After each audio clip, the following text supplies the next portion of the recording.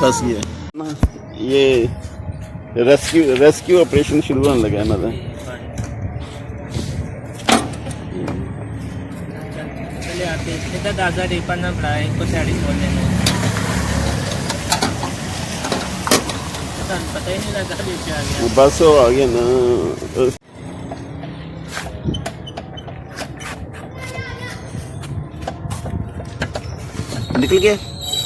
निकल गया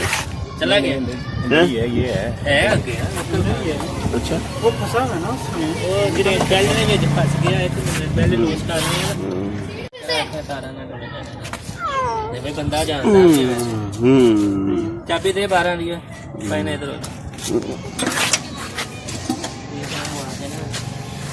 ਲੈ दंदी ना वड्डियां खच्चे दी है तेरे चक्कर उसके कपड़ा डालने चाहिए कपड़ा नहीं कोई बात नहीं बड़े भाई मुंह पे कपड़ा डाल देते हैं ना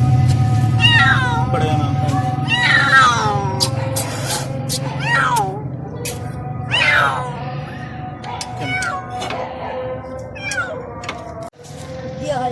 निकल गया सलाम आ दो